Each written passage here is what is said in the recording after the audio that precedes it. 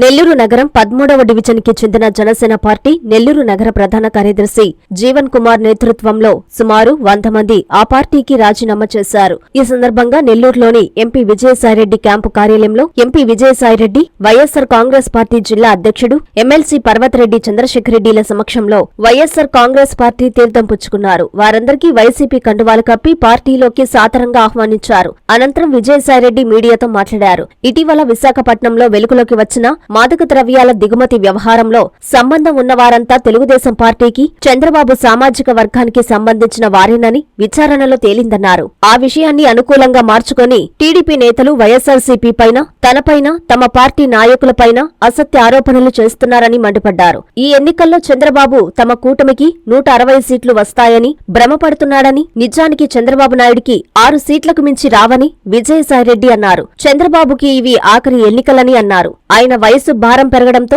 రాజకీయ జీవితం పరిసమాప్తం అవుతుందన్న అభద్రతా భావంతో అసత్య ఆరోపణలు, వికృత చేష్టలకు దిగుతున్నాడని అన్నారు. ఆయన అసత్య ఆరోపణలు, వికృత చేష్టలు వైఎస్సార్సీపీ విజయాన్ని ఆపలేవని అన్నారు. నెల్లూరు పార్లమెంటు జిల్లాలో జనసేన నుంచి 100 మంది కార్యకర్తలు, జనసేన కార్యకర్తలు వైఎస్ఆర్ కాంగ్రెస్ పార్టీలో చేరడం, జగన్మోహన్ రెడ్డి గారి నాయకత్వానికి, జగన్మోహన్ రెడ్డి గారి ప్రభుత్వం చేసినటువంటి సేవలకు, జగన్మోహన్ రెడ్డి గారి నిర్ణయించినటువంటి అభ్యర్థులు నెల్లూరు పార్లమెంటుకు సంబంధించి 7 మంది కూడా వారి మీద ఉన్నటువంటి విశ్వాసం ని ఉట్టిపడేలా వారు దీని పార్టీలో జాయిన్ కావడం సంకేతం. గ్రామాల్లో పార్టీ ఎన్నికల క్యాంపెయినింగ్ అన్నటువంటిది స్టార్ట్ చేశాం. అపూర్వమైనటువంటి స్పందన కనపడతా ఉంది. మేము ఒక్కటే చెప్తా ఉన్నాం, 100కి 100% నెల్లూరు పార్లమెంటు పరిధిలో ఉన్నటువంటి 7 అసెంబ్లీ స్థానాలని వైఎస్ఆర్సీపీ కైవసం చేసుకోబోతా ఉంది. జనసేన పార్టీ ఏ ప్రాతినిధ్యం లేనటువంటి అసెంబ్లీలో కానీ, పార్లమెంటులో కానీ ఏ ప్రాతినిధ్యం లేనటువంటి ఒక చిన్న రాజకీయ పార్టీ. ఆ పార్టీకి భవిష్యత్తు లేదు. ఆ పార్టీ వేరే పార్టీలతో అనుసంధానం అయితేనే ఏదో కొంచెం కొద్దో గొప్పో 1-2 సీట్లు వస్తాయన్నటువంటి నమ్మకంతో టీడీపీ, జనసేన, బీజేపీ ఒకటి కావడం జరిగింది. కులతత్వ పార్టీలు, మతతత్వ పార్టీలు ఒకటి కావడం జరిగింది. ఆ పార్టీ నుంచి ఈరోజు 100 మంది చేరటం, నిన్న ఆమ్ ఆద్మీ పార్టీ నుంచి 150 మంది వైఎస్ఆర్ కాంగ్రెస్ పార్టీలో నెల్లూరు జిల్లాలో మాత్రమే చేరడం, ఇవన్నీ కూడా వైఎస్ఆర్ కాంగ్రెస్ పార్టీ రాబోయేటటువంటి ఎన్నికల్లో విజయం సాధించేదానికి సంకేతం అన్నటువంటి విషయం మనకు తెలుస్తూనే ఉంది. నెల్లూరు ప్రజల ఆదరణ, అభిమానం, తొలిసారిగా పోటీకి దిగుతున్నటువంటి అభ్యర్థిని అన్నటువంటి విషయాన్ని కూడా పక్కన పెట్టి చూపిస్తున్నటువంటి ఆదరణ నిజంగా చాలా సంతోషాన్ని ఇస్తుంది. ఒక్క మాటలో చెప్పాలంటే నెల్లూరు పార్లమెంటు 2009 వరకు రిజర్వ్డ్ పార్లమెంటు కాన్స్టిట్యున్సీగా ఉండింది.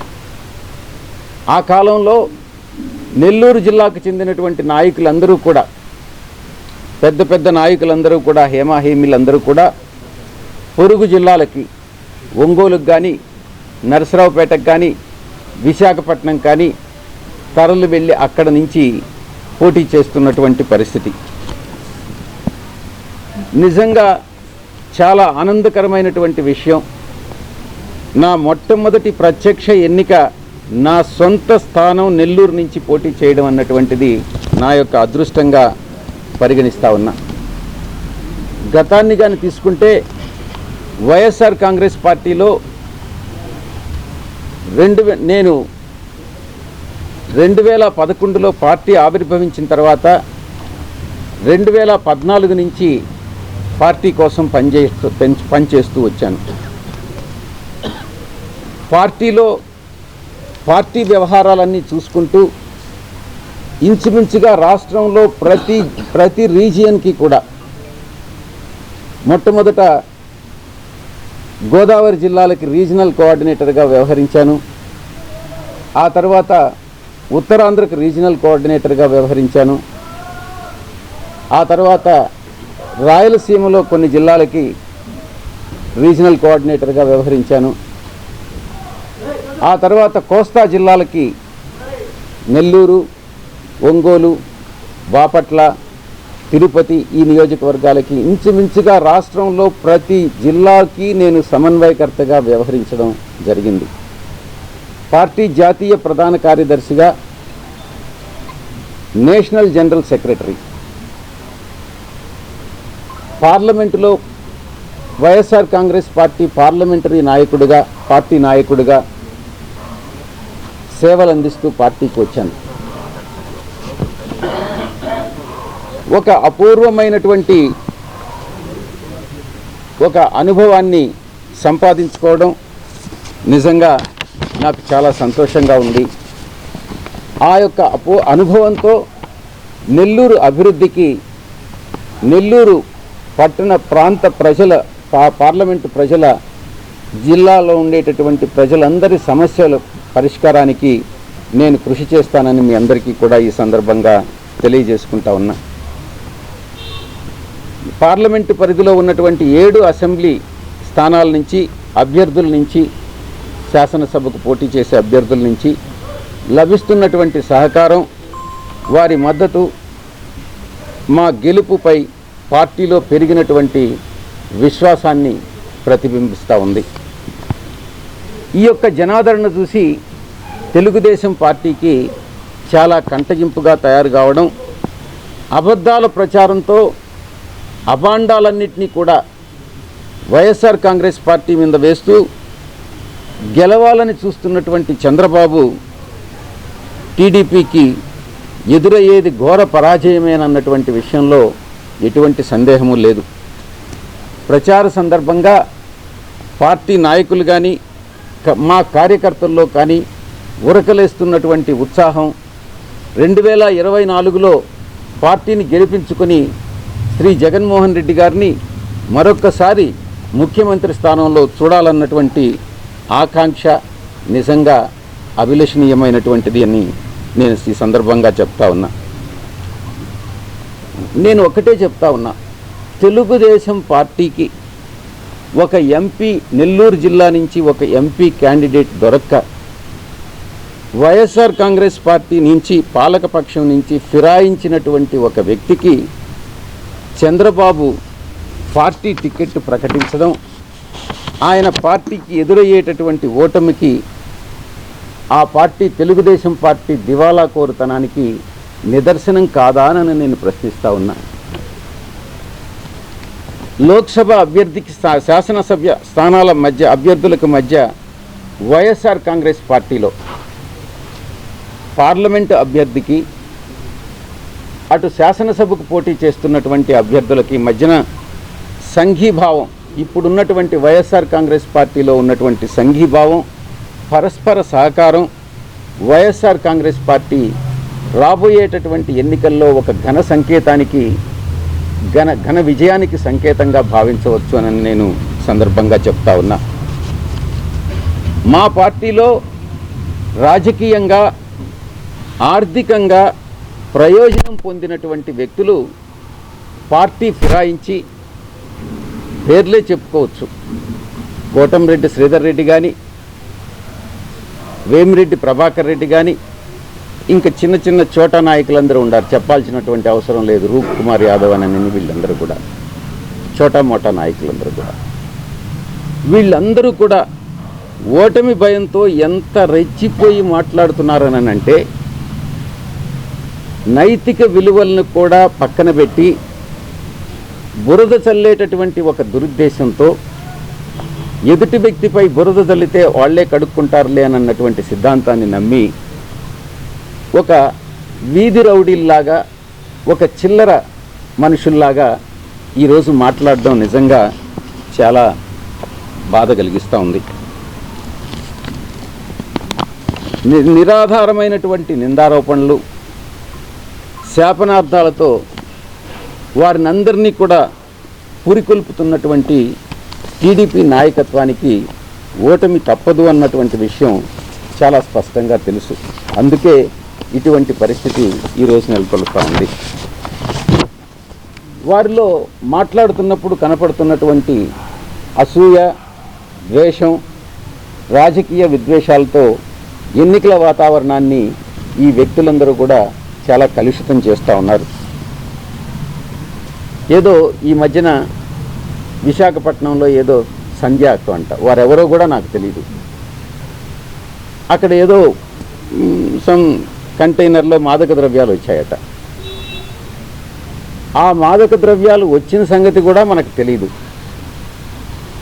ఆ తర్వాత వైఎస్ఆర్ కాంగ్రెస్ పార్టీ మీద, మా నాయకుల మీద, నాపైన, మా నాయకుడి పైన నిందారోపణలు మోపిన తర్వాత ఈ సంగతి ఏంది అని కానీ ఎంక్వైరీ చేస్తే అప్పుడు తెలిసింది. దీంట్లో ఉన్న వెనక నుండేటటువంటి నడిపించిన వ్యక్తులందరూ కూడా ఏ కంపెనీ పేరుతో అయితే ఈ యొక్క మెటీరియల్ వచ్చిందో వాళ్ళందరూ కూడా చంద్రబాబు సామాజిక వర్గానికి చెందినటువంటి వ్యక్తులు, టీడీపీకి చెందినటువంటి వ్యక్తులు మాత్రమే ఈ యొక్క మాదక ద్రవ్యాల వ్యాపారాన్ని చేస్తున్నారు అన్నటువంటిది. ఎదుటి వ్యక్తి మీద బురద తల్లి నిందలు వేరే వాళ్ళ మీద కానీ వేస్తే మేము తప్పించుకోవచ్చు అన్నటువంటి చంద్రబాబు నాయుడు సిద్ధాంతం ఎవ్వరు కూడా నమ్మరు. మోడీ గారు, బీజేపీ కూడా చంద్రబాబును నమ్మడం లేదు. ఏదో మొక్కుబడిగా ఏదో అలయన్స్ పెట్టుకున్నారే కానీ బీజేపీకి నిజంగా వారి మీద నమ్మకం లేదు. మతతత్వ పార్టీతో కలవాలన్నటువంటి తన తపన చంద్రబాబులో కనపడిందే కానీ బీజేపీలో అది కనపడలేదు అన్నటువంటి విషయం నేను తెలియజేసుకుంటా ఉన్నా. ముఖ్యంగా ఇక్కడ తెలుసుకోవాల్సినటువంటి విషయం, ఆ కంపెనీ ఎవరిది? మాదక ద్రవ్యాలు ఇంపోర్ట్ చేసుకున్నటువంటి కంపెనీ. దాని మీద సిబిఐ ఎంక్వైరీ జరుగుతూ ఉంది. ఎక్కడి నుంచి ఇన్ఫర్మేషన్ వచ్చింది? ఇంటర్పోల్ నుంచి ఇన్ఫర్మేషన్ వచ్చింది. ఇంటర్పోల్ వాళ్ళు మన సిబిఐకి ఇన్ఫర్మేషన్ ఇస్తే సిబిఐ వాళ్ళు దాన్ని రైడ్ చేస్తే దాని వెనుక బయటపడినటువంటి వాస్తవం అందరూ కూడా చంద్రబాబు నాయుడు సామాజిక వర్గానికి చెందినటువంటి వాళ్లే. ఆ కంపెనీలన్నీ చంద్రబాబు నాయుడు సామాజిక వర్గానికి చెందినటు వాళ్ళ కంపెనీలే అన్నటువంటిది చాలా స్పష్టంగా తెలుస్తూ ఉంది. దీన్ని ఏ రకంగా తిప్పారంటే, మీకు బ్రిక్స్ అనేది తెలుసు. దాన్ని అక్షర క్రమంలో బ్రెజిల్, రష్యా, ఇండియా, చైనా, దక్షిణాఫ్రికా వీటినన్నీ కలిపి బ్రిక్స్ అంటారు. దాంట్లో అక్షర క్రమంలో మొదటి దేశం బ్రెజిల్. ఆ ప్రజాస్వామ్యం వేళ్ళూనుకునే దిశలో ఇప్పుడే ఉంది. రీసెంట్గా ఎన్నికలు జరిగాయి. నాకున్న అలవాటు ఏందనంటే, ఒక పార్లమెంటరీ పార్టీ నాయకుడిగా, 31 పార్లమెంటు సభ్యులు ఉన్నటువంటి నాయకుడిగా, ఏ దేశంలో ఎక్కడ ఎన్నికలు జరిగినా, ఎవరు అధికారంలోకి వచ్చినా వాళ్ళని అభినందించడం అన్నటువంటిది ఒక సాంప్రదాయం, ఒక మంచి సాంప్రదాయం. దాని ప్రకారం మామూలుగా ట్వీట్ పెడతాం. దాన్ని కూడా బ్రెజిల్ అధ్యక్షుడికి ట్వీట్ పెట్టాను కాబట్టి ఈ మాదక ద్రవ్యాలతో సంబంధం ఉందన్నటువంటిది చంద్రబాబు నాయుడు చేసేటటువంటి ఆరోపణ చంద్రబాబు నాయుడు దిగజారుడుతనానికి నిదర్శనం. చంద్రబాబు నాయుడిని ఒక నాయకుడిగా నేను పరిగణించట్లేదు. 14 సంవత్సరాలు ముఖ్యమంత్రిగా పనిచేసినటువంటి చంద్రబాబు నాయుడు చేయాల్సినటువంటి విమర్శన ఇది. ఆయన కింద పనిచేసేటటువంటి అతను ఎవడో లావుగా ఉంటాడు ఒక వ్యక్తి, పట్టాభినో చట్టాభినో ఎవడో, అతను ఇక్కడ ఆనం నోటికి వచ్చినట్టు మాట్లాడుతూ ఉంటాడు. అసత్య రమణారెడ్డి అని ఒకడు ఉంటాడు ఆనం. ఇటువంటి వాళ్ళ చేత ఇటువంటి నిందారోపణలన్నీ చేయించడం, తను చేసిన తప్పులన్నింటినీ ఇంకా మిగతా వాళ్ళ మీద వేయడం, ఇది ఒక అలవాటుగా చంద్రబాబు నాయుడికి మారిందనని నేను చెప్తా ఉన్నా. లాటిన్ అమెరికా దేశాల్లో 21 కోట్లకు పైగా జనాభా ఉన్నటువంటి అతి పెద్ద దేశం బ్రెజిల్తో ఇండియాకి సత్సంబంధాలు ఉన్నాయి, లావాదేవీలు ఉన్నాయి. అవన్నీ కేంద్ర ప్రభుత్వం ఆధ్వర్యంలో జరుగుతాయి. ఈరోజు కేంద్రంలో బీజేపీ అధికారంలో ఉంది. బీజేపీతో సత్సంబంధాలు ఈరోజు పార్టీ అలయన్స్ పెట్టుకున్నది ఎవరు? తెలుగుదేశం పార్టీ. చంద్రబాబుకే ఎక్కువగా తెలియాలి బ్రెజిల్ గురించి. చంద్రబాబు కూడా అవసరాన్ని బట్టి ఆయన కావాలని అంటే పొగడతాడు. మోడీ గారిని గతంలో తిట్టాడు, ఇప్పుడు మోడీ గారిని ఇప్పుడు పొగుడుతూ ఉన్నాడు. అవసరాన్ని బట్టి ఊసర వెళ్ళి రంగులు మార్చేటటువంటి తత్వం చంద్రబాబు నాయుడిది. ఇది చంద్రబాబు నాయుడు యొక్క నీతి మాలిన చర్య అని చెప్పడంలో నాకు ఎటువంటి సందేహం లేదు. ఒక ఉదాహరణ చెప్పాలంటే 1999లో చంద్రబాబు నాయుడు అధికారంలో ఉండగా హైదరాబాద్లో వెలుగు చూసినటువంటి దొంగ నోట్ల కుంభకోణం. ప్రధాన నిందితుడు ఎవరు? ప్రతాని రామకృష్ణ గౌడ్ ప్రధాన నిందితుడు. అప్పటి తెలుగుదేశం పార్టీ అంతకుముందు చంద్రబాబుతో రామకృష్ణ గౌడ్ ఈ యొక్క ప్రధాన నిందితుడు దిగినటువంటి ఫోటోను ఒక పత్రిక, చాలా పత్రికలు ప్రచురిస్తే ఆయన చెప్పిన సమాధానం, చంద్రబాబు చెప్పినటువంటి సమాధానం, నాతో చాలామంది రోజు కొన్ని వందల మంది ఫోటోలు దిగుతారు, వారి పనులన్నిటితోనూ, వారు చేసే పనులన్నిటితోనూ నాకు ఎలాంటి సంబంధం ఉంటుంది అని చంద్రబాబు ఇచ్చిన జవాబు. అదే జవాబు, అదే లాజిక్ మిగతా అందరికీ కూడా అప్లై అవుతుంది కదా. చంద్రబాబు ఏమి స్వర్గాన్ని నుంచి ఊడిపడలేదు కదా, ఆయనకేమి దైవత్వాన్ని ఆపాదించలేం కదా. చంద్రబాబు నాయుడు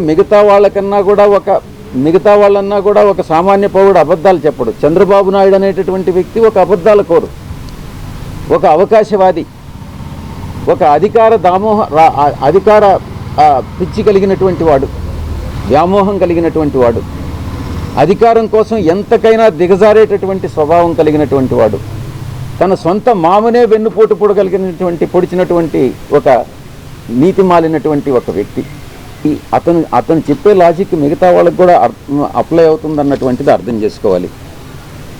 చంద్రబాబు నాయుడు దగ్గర నుంచి టీడీపీ చోటా నేతల వరకు బ్రెజిల్ సర్కారు ప్రస్తావన తేవడం, రాజకీయ దుగ్ధతో ఇటువంటి తప్పుడు పనులు చేయడం నిజంగా చాలా చాలా చిన్న విషయం, తప్పుడు పని. ఇంకా ఒక స్టెప్ ముందుకెళ్ళి వాళ్ళు ఏం చెప్తున్నారని అంటే, భారతదేశం ఒక అంబాసిడర్ని, కేంద్ర ప్రభుత్వం అంబాసిడర్ని ఎవరిని పెడతారు? ఎక్స్టర్నల్ అఫైర్స్ మినిస్ట్రీ పెడుతుంది. భారతదేశ దౌత్య అధికారి బ్రెజిల్లో ఆయన పేరు సురేష్ కే రెడ్డి. దాన్ని పట్టుకొని చివరన రెడ్డి ఉందని చెప్పి దానికి వైఎస్ఆర్ కాంగ్రెస్ పార్టీకి అంబాసిడర్ అన్నటువంటిది ఒక మంచి పోస్టు, ఐఎఫ్ఎస్ చదివినటువంటి అధికారులను నియమిస్తారు. దాన్ని సురేష్ కే రెడ్డి అని అనేటటువంటి పేరుంది కాబట్టి రెడ్డి ఇక్కడ వైఎస్ఆర్ కాంగ్రెస్ పార్టీ. కానీ చేసిందంతా ఈ మాదక ద్రవ్యాలు ఇంపోర్ట్ చేసిందంతా చంద్రబాబు నాయుడు సామాజిక వర్గానికి చెందినటువంటి వాళ్ళు. ఈ రకంగా ఆఫీసర్లని వైఎస్ఆర్ కాంగ్రెస్ పార్టీకి లింక్ చేయడం అన్నటువంటిది, చిత్రీకరించడం అన్నటువంటిది అత్యంత హేయమైనటువంటి విషయం అన్నటువంటిది చంద్రబాబు నాయుడు గుర్తించాలి. ఈ మధ్యకాలంలో చంద్రబాబు నాయుడు తమ కూటమికి 160 సీట్లు వస్తాయని చెప్పుకున్నారే కానీ వాస్తవానికి నేను చెప్తున్నాను, 6 సీట్ల కన్నా ఎక్కువ చంద్రబాబు నాయుడుకి అసెంబ్లీలో రావు అన్నటువంటి విషయాన్ని చెప్తాను. టార్గెట్ 175కు 175, 6 స్థానాల కన్నా మించవు అన్నటువంటి విషయం చంద్రబాబు నాయుడుకి కూడా తెలుసు. ఈ ఎన్నికల్లో ఓడిపోతే చంద్రబాబు నాయుడికి ఇది ఆఖరి ఎన్నికలు కాబట్టి, ఆయన వయసు భారం పెరిగిపోయింది కాబట్టి ఇక ఆయనకి రాజకీయ జీవితం పరిసమాప్తి అవుతుంది అని ఆ పరాజయం అన్నటువంటిది కళ్ళకు కనపడుతూ ఉంటే ఆయన యొక్క రాత్రుళ్ళు కూడా నిద్ర పట్టనటువంటి పరిస్థితిలో తలాతోకా లేనటువంటి ఆరోపణలు చేస్తున్నటువంటి చంద్రబాబు నాయుడు తను చేస్తున్నటువంటి ఆరోపణలకు తను సిగ్గుపడాల్సినటువంటి అవసరం ఎంతైనా ఉంది. ఈ అబద్ధాలు చంద్రబాబు నాయుడు చేస్తున్నటువంటి వికృత చేష్టలు వైఎస్ఆర్సీపీ యొక్క ఘన విజయాన్ని ఏ విధంగానూ ఆపలేవన్నటువంటి విషయాన్ని స్పష్టం చేస్తూ మీ దగ్గర సెలవు తీసుకుంటా ఉన్నాను. మీరు ప్రశ్నేసేటప్పుడు నేను మీ ఏ ప్రశ్నకైనా నేను చాలా సమాధానం చెప్తా. మీరు ఎవరి మీద వ్యక్తిగత ఆరోపణలు చేశాం మీరు చెప్పండి.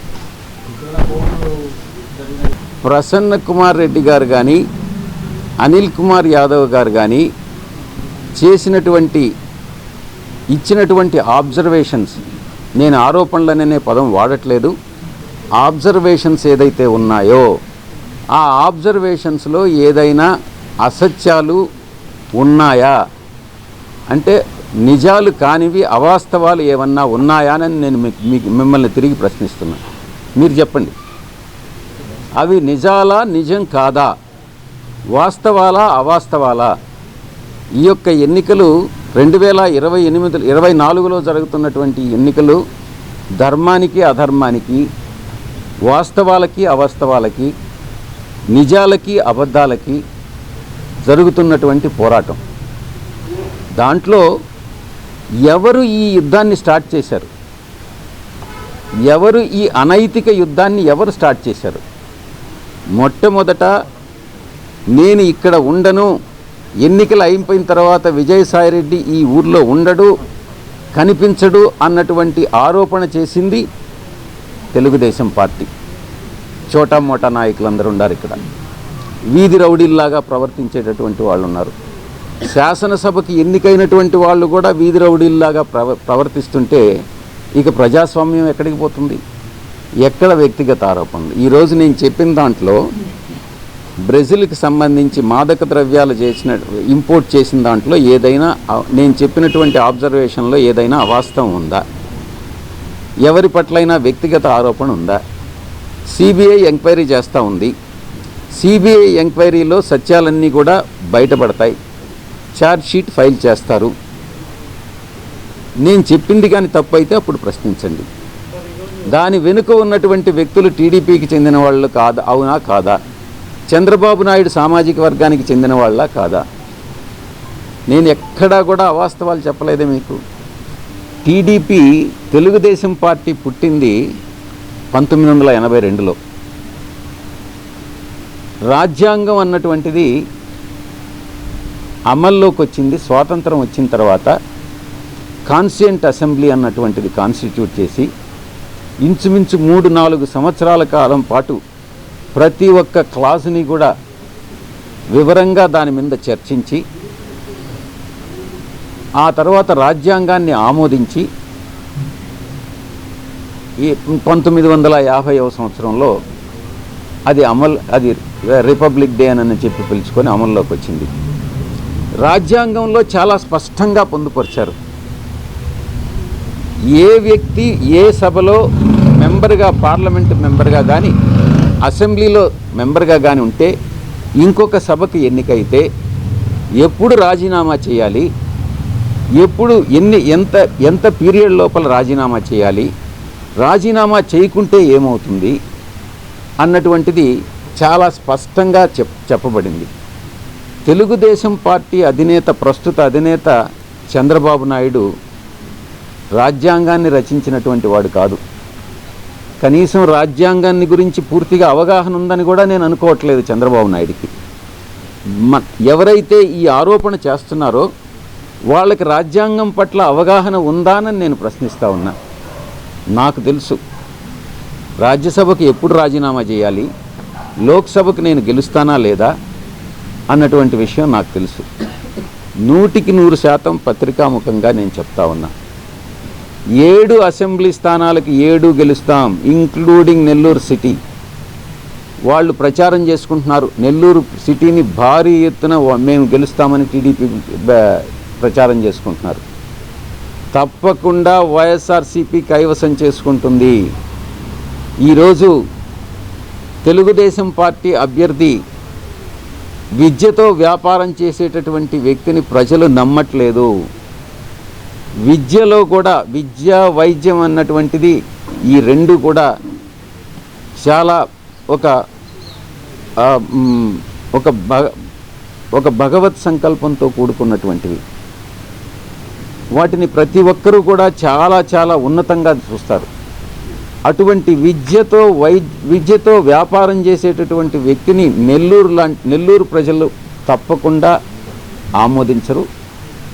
తెలుగుదేశం పార్టీ నెల్లూరు సిటీలో కూడా ఓడిపోతుంది. 7కి 7 స్థానాలు మేము కైవసం చేసుకోబోతున్నాం. ఇంకొకటి కూడా చెప్పాలి, నాకు మొట్టమొదట నాకు ఓటు హక్కు వచ్చినప్పుడు మా ఊరు తాళ్ళపూడిలో ఓటు ఉండింది, అక్కడ ఓటేసా. ఆ తర్వాత నేను నెల్లూరులో చదువుకున్నా. నెల్లూరులో నేను ఇక్కడికి షిఫ్ట్ అయ్యాను కాబట్టి నెల్లూరుకి ఓటు హక్కు వచ్చింది. తాళ్ళపూడి అంటే సర్వేపల్లి కాన్స్టిట్యున్సీకి వస్తుంది. నెల్లూరులో ఓటు హక్కు వినియోగించుకున్నా. నేను ప్రాక్టీస్ పెట్టేదాన్ని CA చదువుకునేదానికి చెన్నై వెళ్ళా. చెన్నైలో ఓటుని ఇక్కడ తీసేసి చెన్నైలో నమోదు చేసుకున్నా. నేను ఓటు హక్కును వినియోగించుకున్నా. చెన్నై నుంచి నేను హైదరాబాద్ షిఫ్ట్ అయినా. హైదరాబాద్లో ఓటు హక్కును వినియోగించుకున్నా. హైదరాబాద్ నుంచి విశాఖపట్నం షిఫ్ట్ అయినా. విశాఖపట్నంలో ఓటు హక్కు వినియోగించుకున్నా. ఇప్పుడు విశాఖపట్నం నుంచి నెల్లూరు వస్తున్నా. నెల్లూరులో కూడా నమోదు చేయించుకుంటాను, అక్కడ తీసేసి ఇక్కడ ఓటు హక్కు వినియోగించుకుంటా. ఒక పౌరుడిగా, భారతదేశ పౌరుడిగా నేను ఎక్కడ నివసిస్తుంటే అక్కడ ఓటు హక్కు నమోదు చేసుకునేటటువంటి హక్కు నాకు ఉంటుంది. అది చంద్రబాబు నాయుడు చెప్పాల్సిన అవసరం లేదు, వేరే ఎవరు చెప్పాల్సిన అవసరం లేదు. రాజ్యాంగాన్ని గురించి నాకు బాగా తెలుసు. ఎవరైతే ఆరోపణ చేశారో నేను చాలా పారదర్శకంగా మాట్లాడతాను. మా బంధువు, మా సంబంధి, వియంకుడు వ్యాపారవేత్త కావచ్చు, ఆయనకి ఎంత డబ్బులైనా ఉండొచ్చు, ఆయన నాకు ఒక్క పైసా ఇవ్వడు. నేను ఆయన దగ్గరికి వెళ్ళి నేను పైసా డబ్బులు చేయి చాచి అడిగేటటువంటి మనస్తత్వం కాదు నాది.